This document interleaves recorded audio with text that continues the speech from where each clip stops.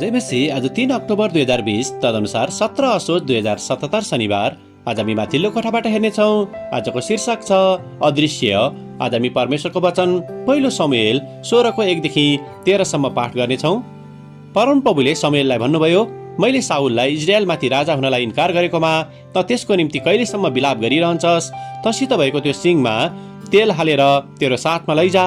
म तँलाई बेथलेहेमको इसाई कहाँ पठाउँदैछु, किनभने मैले त्यसका छोराहरू मध्येको एकजनालाई राजा चुनेको छु। तिनलाई परमप्रभुले गर्नु भन्नुभए बमोजिम शमूएलले गरे। तिनी बेथलेहेममा गए। सहरका धर्मगुरुहरू तिनलाई भेट्दा थरथराए। तिनीहरूले सोधे, तपाईँ शान्ति साथ आउनुभयो? शमूएलले भने, शान्ति साथ म परमप्रभुको निम्ति बलिदान चढाउनलाई आएको हुँ। तिमीहरू आफूलाई शुद्ध गरेर बलिदानको निम्ति आओ। तब तिनले इसाई र तिनका छोराहरूलाई शुद्ध गरेर बलिदानको निम्ति तिनीहरूलाई बोलाए। इसाईले आफ्ना 7 जना छोराहरूलाई शमूएलको अघि हाजिर गराए, तर तिनले भने, परमप्रभुले यिनीहरूमा कसैलाई पनि चुन्नु भएको छैन। तब शमूएलले सोधे, के सबै यति नै हुन्? इसाईले जवाफ दिए, अझै कान्छो पनि छ, तर त्यो त भेडा चराउँदैछ।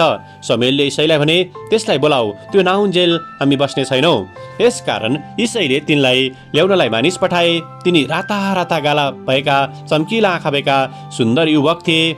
परमप्रभुले भन्नुभयो, उठेर त्यसलाई अभिषेक गर, व्यक्ति यही हो। शमूएलले तेल भएको सिङ लिएर तिनका दाजुभाइहरूका सामु तिनलाई अभिषेक गरे। तब परमप्रभुका आत्मा दाउदमाथि आउनु भएर त्यस दिनदेखि उसो तिनीसँग रहनुभयो।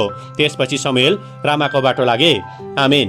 पहिलो शमूएल 16:7 लेखिका यहाँ जोड दिनुहुन्छ।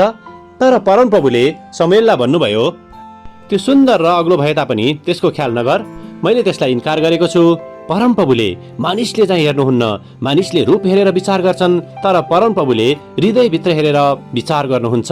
आमेन। लेखिका आफ्नो अनुभवलाई यहाँ यसरी वर्णन गर्नुहुन्छ। एक दिन म आफ्नो घरको बगैँचामा रुखको हाँगालाई छिवल्दै थिएँ।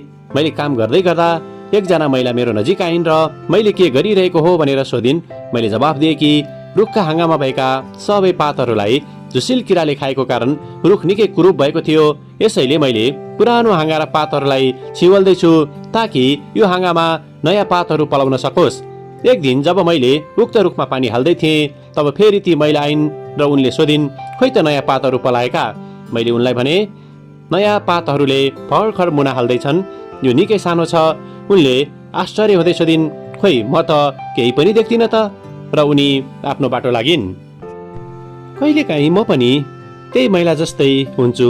बाहिर जस्तो छ त्यही मात्र देख्दछु, तर लुकिएको वास्तविकता म देख्नै सक्दिनँ।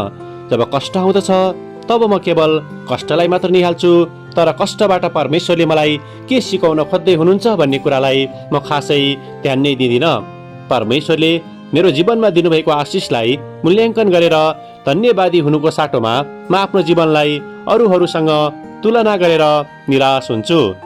आजको धर्मशास्त्रको खण्डमा परमेश्वरले हाम्रो भित्री हृदयलाई निहाल्नुहुन्छ भनेर लेखिएको छ। जब म परमेश्वरको योजनामा विश्वास गर्दछु, तब परमेश्वरले मेरो भित्री अवस्थालाई देखाइदिनुहुन्छ।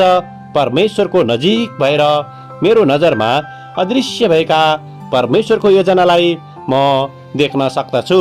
आमेन।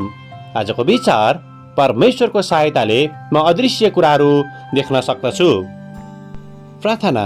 प्यारो परमेश्वर, हामीलाई ती अदृश्य कुराहरू देख्न सहायता गर्नुहोस्। हामीलाई तपाईँको नजिक डोर्याउनुहोस् र हामीलाई तपाईँको दयालु हृदयले अगुवाई गर्नुहोस्। येशूको नाउँमा आमेन।